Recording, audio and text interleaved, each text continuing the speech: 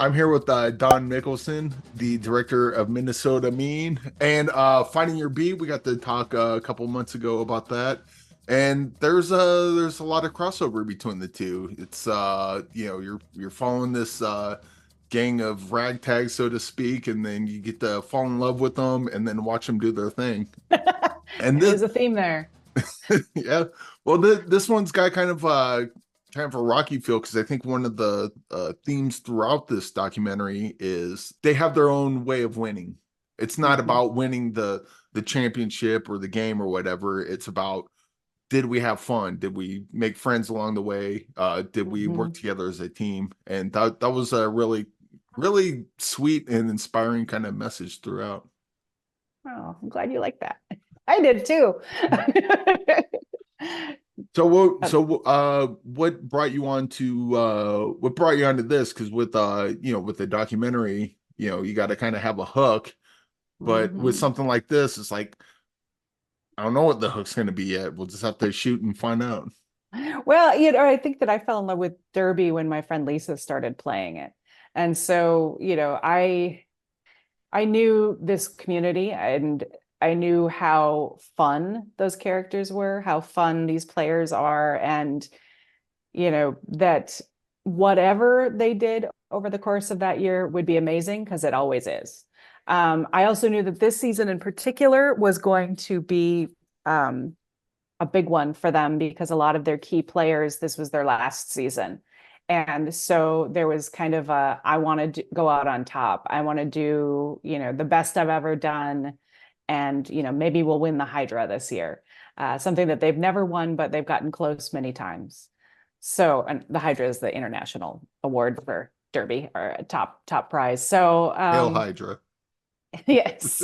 So it was a combination of those things, and frankly, it was just the year the team were like, all right, let's do it. And I said, okay, here we go. And they embraced our team fully, and I felt like a member of the Minnesota Mean, even though I will never skate. Yeah.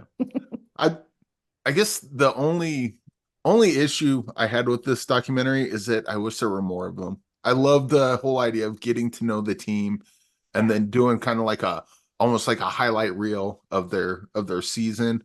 And the Minnesota team was great, but it in just roller derby in general is fun to watch live. I would never want to play because it looks like it would hurt, but Hmm. it would be great to like go like follow another team and get to know them and watch their journey and like I don't know, maybe 30 for 30 or something like that. It's like every month we'll do a new roller derby team. I completely agree with you. I'm actually pitching a series on Derby with four teams connected to it.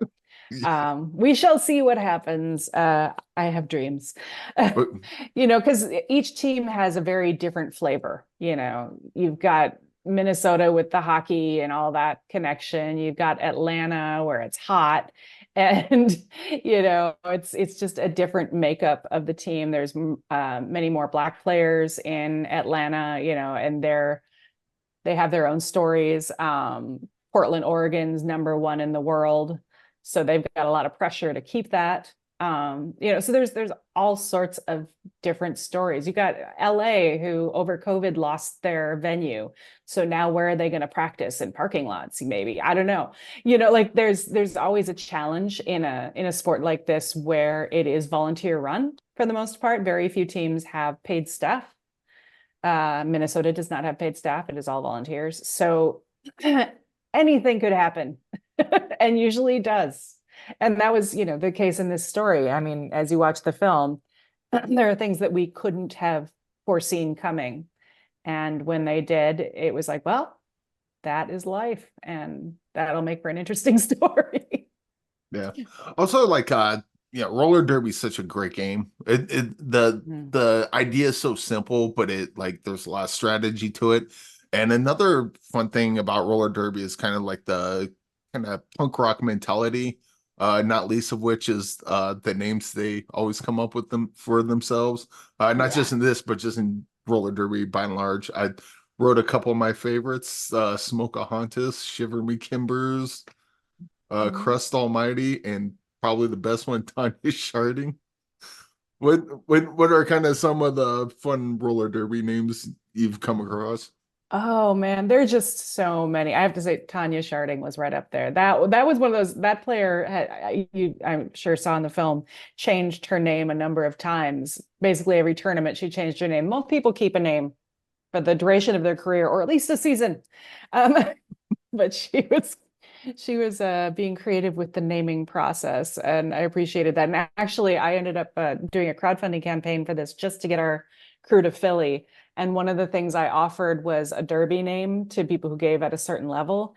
And that was not a great idea because I am not a good person to create derby names. It turns out that is not my strength.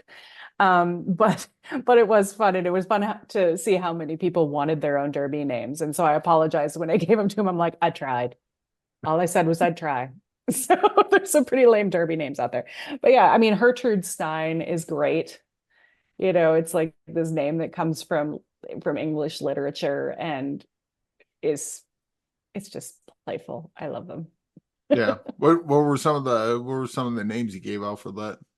Oh my God, I don't even remember. I would have to go back and find that Excel spreadsheet. I'm just so embarrassed by them. Really, it was embarrassing. It was probably So based on the person's name. so when you're putting this together, like typically in documentaries, you usually have like a little maybe threads or whatever Mhm. that just either for one reason or another doesn't work for the documentary. What are Right. some of those that maybe didn't make the cut that were still interesting but just didn't quite fit within the documentary? Well, I would say there were things that we didn't shoot, and we didn't shoot them because the players were they didn't want that part of their lives exposed. And I had to honor that. When you're filming with a team, not everybody on the team wants their story told.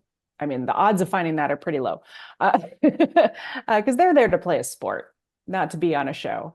So there were a few storylines that I learned over the year that I was like, oh, well, but I knew that that player would never go there. I will say that I added Diamond Ruff and Chad, her spouse Chad, at the end of the film. I didn't start filming with them. And it became clear as I started going through our footage of the games and behind the scenes that they were a force to be reckoned with, both as individuals and as a team, as a married couple. And so they end up playing a role in the film that appeared late in production. And I'm so glad they were willing to jump on board because they're pretty great. Because when you're doing documentaries, you're, dealing with real stories of real people. What are some kind of like, have you ever come across, maybe not in this, but like past documentaries, have you ever come across any ethical dilemmas where you're sitting at home going like, do I do this? Do I not? Is this fair? Is this not like, do you ever beat yourself up or like just pine over certain things? Oh, all the time. I mean, actually, my side gig, well, it's not a gig, and I'm not paid for it, but I'm a member of the Documentary Producers Alliance, and I'm on the ethics committee. And it's because those things just like I'm fascinated as well as confounded by the ethical dilemmas that come up in documentary, particularly as it relates to conveying the life story of somebody who, may not be ever seen in the media again. And it's a huge responsibility. You can be like, I'm going to present your story to millions of people. So, that has been a tough thing. And there've been a handful of times where I've chosen not to film something because I knew that that person didn't want that part of their life exposed. And I was within my legal rights to show that because I'd already signed a release form and it was on camera. But the responsibility and the partnership I have with people in my projects, I don't want to do exposés. So I mean, there are ethical dilemmas every day in this field. I mean, I had one film that I was following somebody who was Aboriginal from Australia, and he passed away during production. And his family decided that they didn't there are beliefs in their culture about saying the name and seeing the image of a person who has passed, and they wanted to honor those, and so they didn't want his face or name, which takes him out of a film. And legally, I could have still kept him in there, but I was like, no, we're not doing that. That's this is his family's legacy, and if this is how they want that to be handled, then that's how we'll handle it. And it was heartbreaking as a filmmaker to have this beautiful story and be like, oh, never mind. Yeah, So I like what you say about like the release form. It's like, yeah, like technically can do it, but yeah, are you gonna be able to sleep at night? right, And that, exactly. and some people sleep like babies, and it's infuriating to think about. Yeah, that's a different part of this field than I'm in. But yeah. But yeah, so like what kind of brings you onto documentaries in general? Just like what's the secret sauce is like, ooh, this is gonna be something I want to follow around for a couple of years. I think in general, I love that you don't know where it's heading. Like my co-director in Finding Her Beat often says it's a what is it, a one-way ticket to an unknown destination, a very expensive ticket.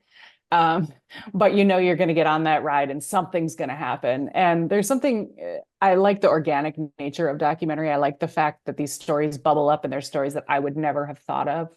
I couldn't have written Brickyard's story. I couldn't have written Shiver Me Kimber's story. I mean, none of them I could have written the way they played out, and they're way better than I could have imagined. But I will say that the films that I'm drawn to make tend to be about people who I just want to spend time with, who I think are amazing, who I can't sleep at night because I'm thinking about them and I'm thinking about like what makes them tick. And I wish more people could see this person because they're amazing. I don't do films generally that are, back to the expose thing. That's not the films I do. The films I do are uh, compelling people that you might not otherwise know. Um, and I think there's some inspiration there too, in that we don't know these people. This could be anybody. This could be you. You could live this way. You could join roller derby. It kind of gives you permission to be a bigger version of yourself and a better version of yourself. So I don't know. And currently I'm really drawn to stories of powerful women. Although I find that as I'm looking at the posters in my office, that most of the films had that component, whether I was aware of it or not. Yeah. So Well, it works. Keep doing it. well, thank you. I also want to point out you have during the credits you have a dedication to your DP Jim Tuttle who passed away. What can you tell us about Jim? Because it's always sad to lose one of the team. Yeah, and Jim was a huge part of this film. I mean, he was one of the first people to believe in this story and to come on board. Our first trip to Oregon, it was just me and Jim. you know so he really jumped on board very quickly, and his vision for how it should be shot and all that was spot on. And it's amazing that he was given the access he was from this team of women. I mean, he was a gentleman in, I want to say, his 50s at the time that we were filming this.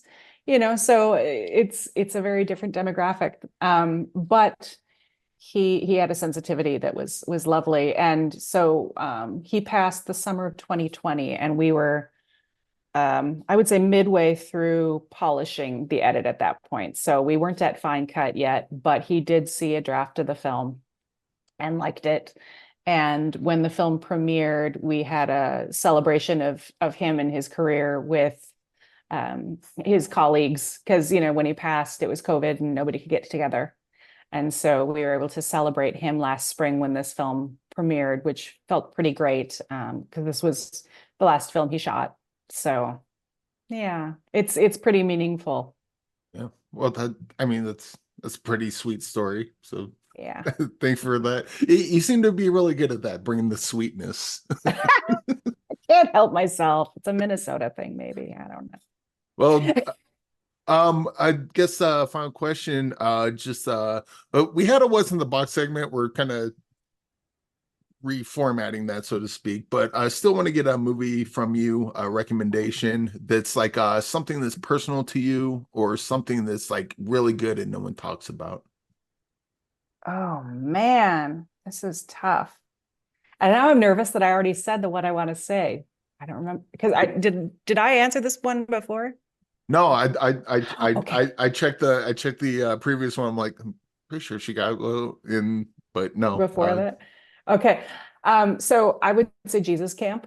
It's a documentary that came out 10, 15 years ago. And it's following a bunch of kids at a Pentecostal Christian camp somewhere in the Midwest. I'm not sure where exactly. But what I love about that film is that it is I was raised as a fundamentalist Christian, so I understand that community.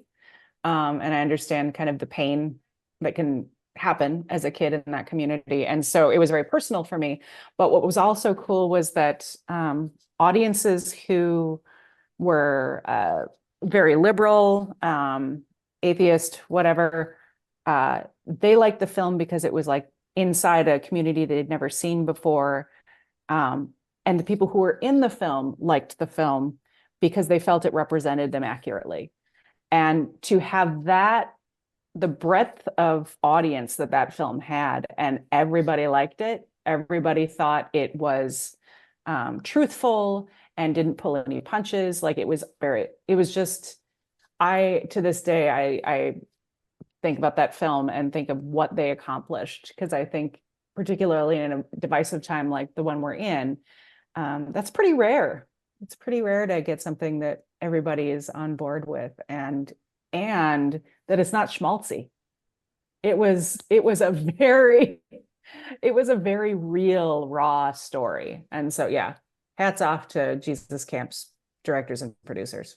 Oh, that's a great pick. Don, thanks for joining me and everyone else. Minnesota Mean is available now. You can rent it online.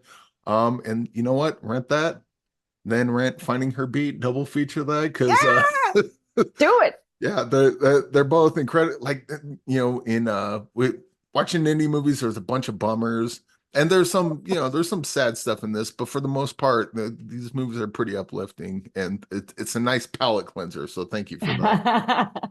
I'm down with a happy doc these days. Thank All you. right, thanks, Don.